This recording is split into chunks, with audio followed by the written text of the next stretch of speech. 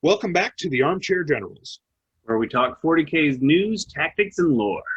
And so much more. We hope you enjoy the video. Welcome back to the Armchair Generals. Today we're going to be going over the recent announcement for some new rules from Games Workshop for Warhammer 40K, the core units and character auras changes. It definitely looks like some significant alterations. So moving forward, certain units are going to have the core keyword. We're not entirely sure which units. We can probably safely assume most troops choices, though maybe not all. Like, for instance, Ripper Swarms might not be a core choice for Tyranids, because they're not really a mainstay army unit, whereas Termagants and Tyranid Warriors probably would be. We know the Heavy Intercessors have the core attribute. We know Terminators and bikes for Space Marines, so it won't just be troops either. Yeah. It really just seems to be units that are going to be fairly integral to army function. I think they're also pulling from the lore, because each army kind of has that, like, that army's fantasy of play that you're playing. And that's why Terminators and bikes are included. So I think just whatever evokes that army the most is what's going to be a core. That'd be cool to see, because I'd love to see some of the stuff we, currently enjoy and love in the Space Wolf Codex be core units, like, Thunderwolf Cavalry. But it would be kind of nifty if we saw like some combination things, like character auras that affect core units that are also Terminators. So you get like some Deathwing vibes, for Dark Angels, or for Blood Angels, Sanguinary Guard that are, I doubt Sanguinary Guard will count as a core unit, so that's probably not a great example. But it would be kind of nifty to see some characters and stuff that bring a little of that flavor back. Yeah. Affecting certain units that if they're also core. But and that does lead into the character aura changes. We know that character auras are going to be changing. They're no longer going to affect themselves inherently. And I think this is for the better. Well, I don't think they said all character auras. They did say some. So yeah. Some may affect them. And that's really the change, because, for instance, the example that's given in the GW article is an example that says it buffs core units. Yeah. And so the character, if the character has a core tag, I don't know why it would, but if it does, then it would self-buff. But without that core tag, it won't. As of now, they mentioned what Space Marine Captains and Demon Princes specifically will not be getting their own reroll hits of one aura. Yeah. Correct. So it's I think it's an interesting change, and I agree with you, Nova. I think it's definitely for the best, because you're not going to have Robbie G sitting in back. Admittedly, Robbie G's aura might still affect tanks, but I think it's unlikely. And then you won't have a Primarch babysitting tanks to give them rerolls. The Primarch will go out there and spank enemies like he's supposed to. Yeah. And they specifically show off, too, that Blade Guard veterans will not be core. So, good, like you were saying earlier, good chance that the Sanguinary Guard will not be core either. Yeah, and it makes perfect sense. You wouldn't want, Logan Grimnar buffing up some already really nice, powerful Thunderwolf Cavalry. I'm not going to say I've never had Logan Grimnar babysit a unit of Quad Mortars, because I have. It was really good. Yeah.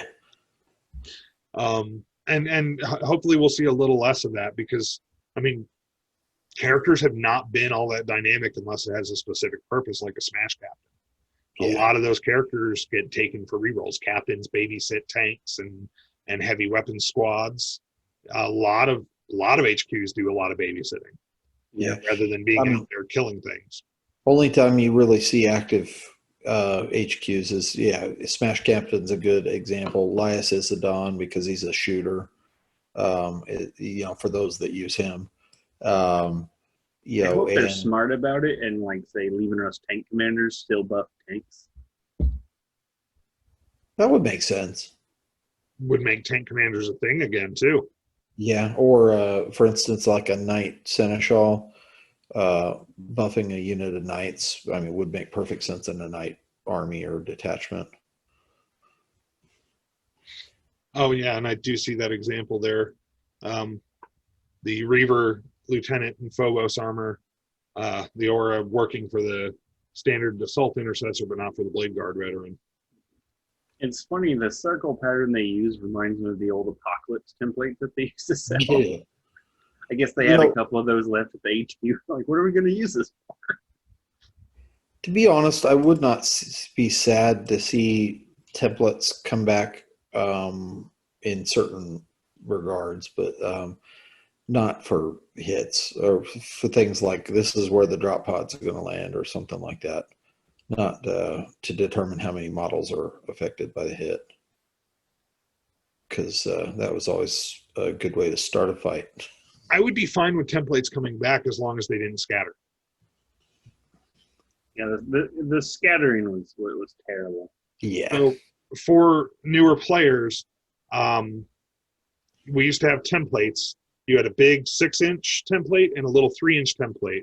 And even flame weapons used a teardrop shaped template. And you put those down, and what it was over, it hit, or depending on the addition, it might get a partial hit, where on a 4+ they're hit, anything less they're not. Later on, it was anything that was under the template. Every now and then you'd have arguments about exactly how many guys were under the template, but most of the arguments resulted from a scatter dice. Scatter dice had arrows all around it and then a direct hit, which meant it didn't scatter.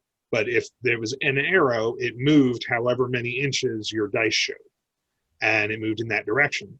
And so you'd have people looking at the dice from different angles and whatnot, trying to determine where, what direction it would go, because sometimes that can mean the difference between you losing your tank or your commander or whatever have you. Yeah. And so a lot of arguments arose over the direction the scatter dice was actually pointing. Actually, I remember TOing at the LVO, and that was a big judge call. Judge must scatter. Yeah. Well, it's like in second edition, they didn't have scatter dice. The templates had 1 through 6 printed on them, and it went that direction off of the template. So, and then you rolled it was actually a smarter. So like War Machine, so much better. Why would they not have kept that? Like War Machine did that. War Machine's template. Yeah, War Machine's template was numbered, and that's the direction you moved the template in. Was in the direction of the number you rolled. You pointed the one directly back towards. I think it was the one directly back towards the model that fired it, and then everything else run. Yeah, and that's the direction you moved it. Yeah, it's much more elegant system. It is, but yeah, the templates. If you're going to use templates, yeah, we no longer use templates. Now we have random shots, which I personally am not a fan of. I don't like randomness in my Warhammer. Dice are random enough as it is without rolling dice for random number of shots. Yeah, I do like the blast rules for that reason, getting minimum numbers of shots and things like that. Yeah, no, I agree. For me especially, it's a concern because I have very, very unlucky dice rolls, and whereas Nova has very lucky dice rolls, so it's not usually as much of a concern for him. And El Scaccio has pretty middling dice, pretty accurate, but not I. No, Crash has actually gotten awards for his poor dice rolling. Yes. Poor luck, really. It's nothing there's no skill involved with dice rolling on these kind of dice, at least. They're not loaded, so. His hands just rolling that 20s. But they do too. We played plenty of RPGs where those nat 20s come like crazy. But as far as core units, I mean, I definitely think we'll see most troop choices in most armies be core, and then some other mainstay units like Immortals are troop choices, so we'll see them. We might see Lich Guard be considered a core unit. Maybe not those, since Blade Guard aren't. Yeah, I bet the Devastators or some of the heavy weapons troopers like that will be for Space Marines. Possibly. Something that seems ubiquitous, or should be ubiquitous at least. Although, I mean, here in the most recent editions, you haven't seen Devastators on the field in years. So we might start seeing some tactics that make certain units core as well. Like, for instance, BL-TAN for Eldar could possibly make Aspect Warriors core. That'd be So cool. that core affecting auras would affect them as well. That would be cool because AOS does that, where if you take a certain army, it'll change a unit's profile to basically their version of course called Battle Line, and it'll change it to Battle Line status. Okay. Well, and we all know, well, for newer players, AOS we're referring to Age of Sigmar, which is the fantasy version of the They like tabletop. to test a lot of rules in that format and then bring it over to 40K. Yep. If it's successful, it comes to 40K. Well, 40K is their bread and butter. Yep. Yeah, I mean, Well, that's what makes them all their money. Age of Sigmar, is gaining in popularity, which is good, and they're looking at a whole new edition. Actually, I don't know if you saw that rumor. There's a rumor, an article on Spiky Bits that was talking about it. There's a lot of signs that they're gearing up for a new edition, possibly 2021 sometime. Oh, they give me back my dwarves, this summer I think will be a new edition of it. This summer? You mean next summer? Well, this one coming up. But I mean, yeah, if Battle Line, see, I haven't been keeping up with Age of Sigmar as much as I should. So if that's something that's in Age of Sigmar, then that coming over to core units and possibly modifying armies that way. So they brought in Luminous Bottles. They're the newest faction for Age of Sigmar. They have chapter tactics, basically which city state that your elves come from. And if your elves come from X city state, the elite infantry unit actually becomes Battle Line. Ooh, that's pretty cool. And I really like those Luminous Bottles, but I don't know if I like enough to get $170 for a character. That's pretty ridiculous. Yeah, Techless being 170 is a lot. I know it's a decent sized model, but yeah, I mean he's a big model. They expect only Luna Realm Lords and maybe painters to buy them, and they're only ever going to buy one. So it sucks, but I see as a company where they do have to have a certain price point to even make a return on the investment of the mold. Yeah, we can dog on GW for model prices all we want, but it's not going to change. I mean, we've never denied they make the best models. As a whole, they make the best models out there, 100%. But don't buy it from GW. Buy it from a retailer who gives you a discount. Yeah, support your local game store. It still supports Games Workshop, so they can keep making models, but it supports your local game store. Your frontline store is definitely the place to go.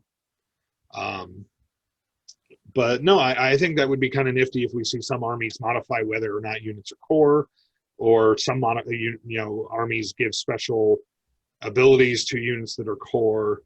I would love to see bikers come back as a core army part, which it looks like they will, from bikers getting it. For instance, like with White Scars, they were always supposed to be a bike heavy army, and the rules now very much lend towards, I think the Gravis units are going to be really good with them.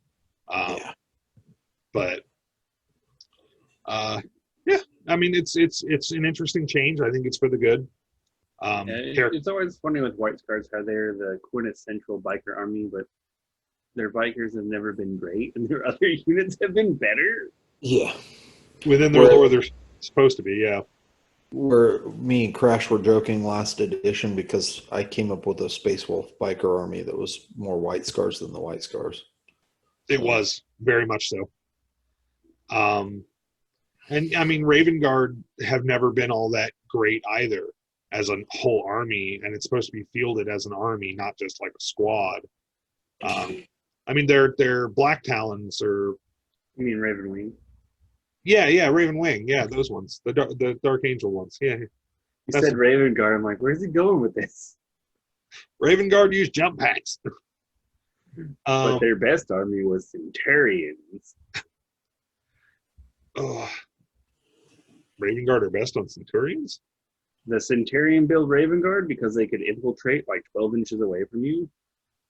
Oh, that's horrible. Oh yeah, bro. All the top 8th edition lists were like huge Centurion blocks backed up by snipers. Oh, Because they could just be like, oh yeah, I'm gonna pregame and be all these Centurions X inches away from you and just destroy you. oh, that's That's pretty There's a nasty. reason they can't do that anymore. Like Centurions and the Raven Guard got called out, like, no, can't infiltrate them, and their price went up.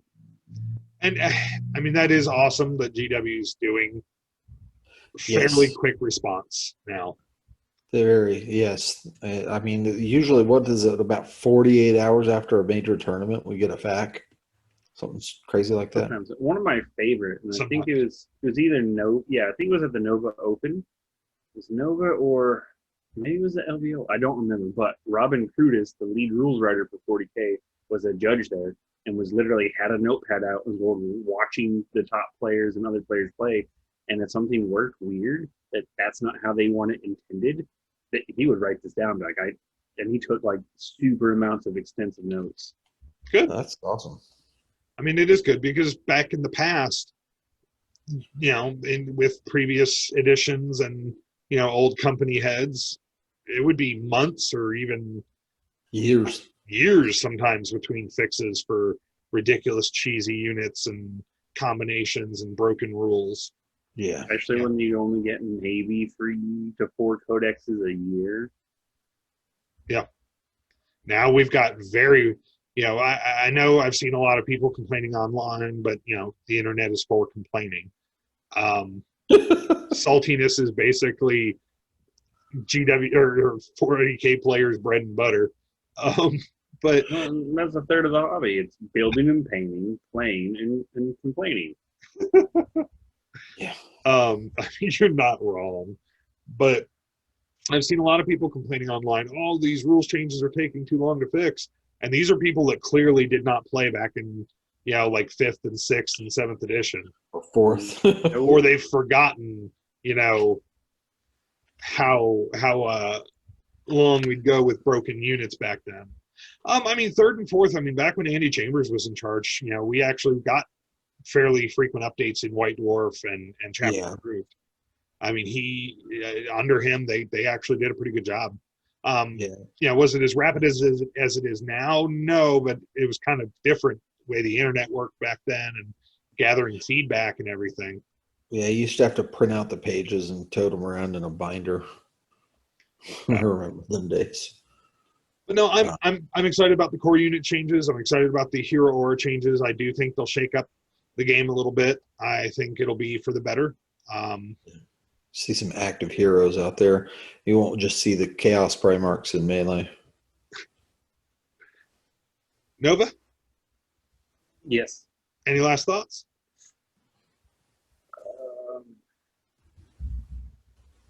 Purge the Heretic.